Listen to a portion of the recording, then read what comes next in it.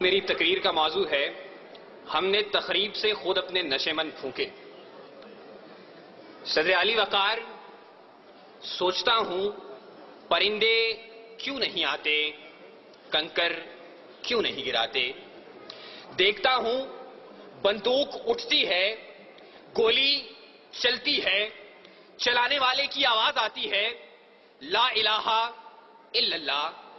گولی جسم کے آر پار ہوتی ہے تو مرنے والے کے منہ سے صدا آتی ہے لا الہ الا اللہ۔ پرندے کیوں نہیں آتے، کنکر کیوں نہیں گراتے۔ صدر علی وقار جب قاتل بھی مسلمان، مقتول بھی مسلمان، قاتل کا بھی وہی نعرہ جو مقتول کا نعرہ، قاتل کا بھی وہی کعبہ جو مقتول کا کعبہ، قاتل کا بھی وہی رب جو مقتول کا رب، قاتل کہلائے غازی اور مقتول شہید، تو پھر پرندے کس کی مدد کو آئیں، قاتل کی یا مقتول کی؟ کنکر کس پہ گرائیں، قاتل پہ یا مقتول پہ، تخریب کار پہ یا تخریب گزیدہ پہ؟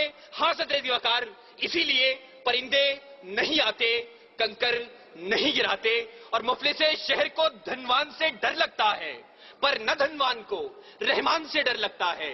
اب کہاں ایثار و اخوت کو مدینے جیسی، اب تو مسلم کو مسلمان سے ڈر لگتا ہے، اب تو مسلم کو مسلمان سے ڈر لگتا ہے۔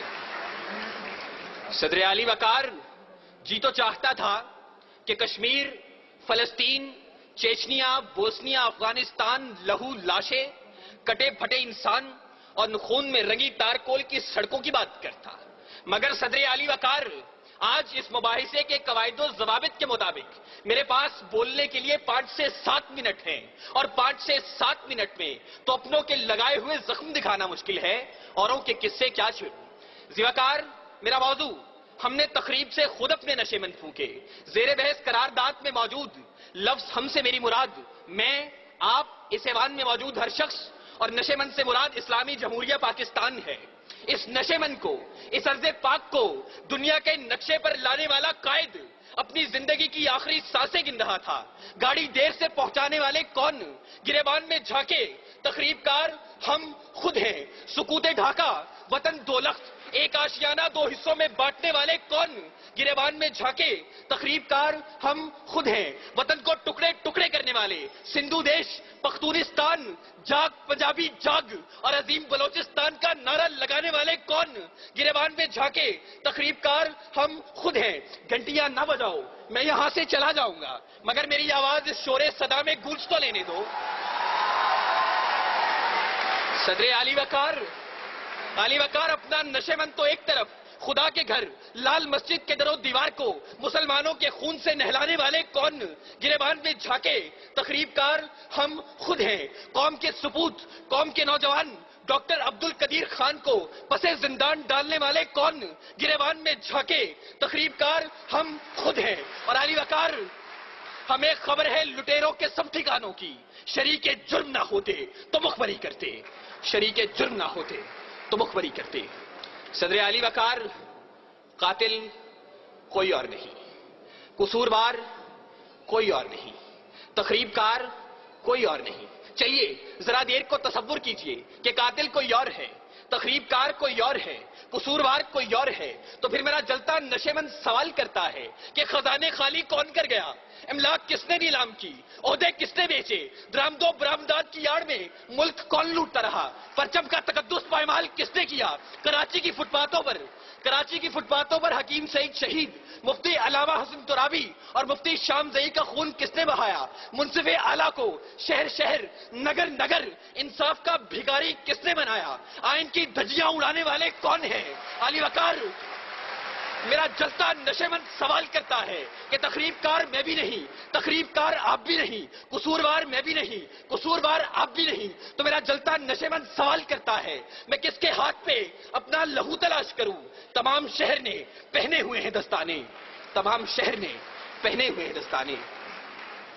صدر علی وقار، قاتل کوئی اور نہیں، قصوروار کوئی اور نہیں، تخریب کار کوئی اور نہیں۔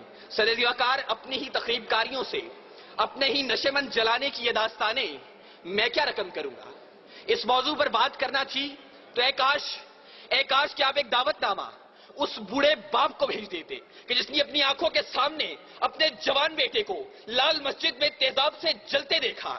اے کاش کہ آپ ایک دعوت نامہ اس سہاگن کو بھیج دیتے کہ جس کا سہاگ میرٹ ہوٹل کے دھماکے میں اجڑ گیا.